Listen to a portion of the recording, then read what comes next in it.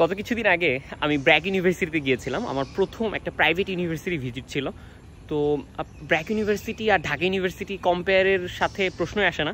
As a private university BRAC university অন্যতম একটা private university, এবং এখানকার যদি আপনি ফ্যাসিলিটিসগুলো বলেন, ওভারঅল স্ট্রাকচারগুলো বলেন, আমি পার্সোনালি আমার খুবই ভালো লেগেছে। তাদের লাইব্রেরি ফ্যাসিলিটিস, তাদের ওভারঅল যে ফ্যাসিলিটিসগুলো আছে, স্টুডেন্ট ফ্রেন্ডলি একটা বিষয়। কিন্তু এখানে একটা বিষয় আছে, আপনি যখন প্রাইভেট আর পাবলিক দুটো ন্যারেটিভকে আপনি আলাদা করতে যাবেন, তখন আপনার অনেকগুলো ফ্যাক্টর দেখতে হবে। একাডেমিক কস্ট থেকে শুরু করে বা তাদের হচ্ছে লিভিং কোনো ফ্যাসিলিটিস আছে কিনা সেগুলো দেখতে হবে। যেমন ঢাকা ইউনিভার্সিটির আপনি প্রায় 21টার মতো আপনি হল পেয়ে যাবেন, কিন্তু সেটা কিন্তু ব্র্যাক ইউনিভার্সিটির ক্ষেত্রে নেই। এবং তাদের ক্ষেত্রে যেটা আরেকটা বিষয়, সেটা হচ্ছে একাডেমিক কস্ট। আমি যতদূর শুনলাম আমার ফ্রেন্ডের কাছ থেকে, যে তাদের 4 বছরের অনার্স করতে গিয়ে তাদের 12টা সেমিস্টার থাকে, এবং এই 12টা সেমিস্টার কমপ্লিট করতে তাদের অ্যাপ্রক্সিমেটলি 14 থেকে 15 লক্ষ টাকা খরচ হয়।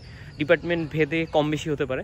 তো ওভারঅল দেখতে গেলে আপনি আসলে ওই প্রাইভেট ইউনিভার্সিটির যে ব্যাপারটা, আপনি একটা স্কুলের মতো চিন্তা করতে পারেন অ্যাজ আ প্রাইমারি স্কুল, আর অ্যাজ আ আপনি একটা প্রাইভেট স্কুলের কথা চিন্তা করতে পারেন। যে প্রাইমারি স্কুলের হয়তো ফ্যাসিলিটিস আপনি খুব বেশি মানে ওয়ার্ল্ড ক্লাস পাবেন না, হয়তো এখানকার বাচ্চারা ওয়াশরুম নিয়েও একটু প্রবলেম ফেস করে।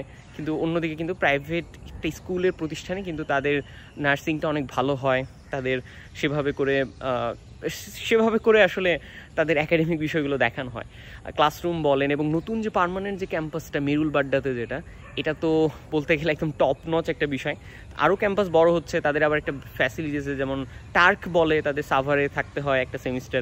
তো এই বিষয়গুলো আসলে ব্র্যাককে অন্যরকম করে তোলে। আর ব্র্যাক যেহেতু একটা স্ট্রাকচার্ড একটা প্রতিষ্ঠান, ব্র্যাকের ব্যাংক থেকে শুরু করে, ব্র্যাকের আড়ং থেকে শুরু করে, তো একটা বলতে পারেন যে একটা মাল্টিফেস্ট একটা কোম্পানি। এবং তাদের এই যে ব্র্যাক ইউনিভার্সিটি, এটা কিন্তু আরও রিনাউন্ড। তো খুবই ভালো।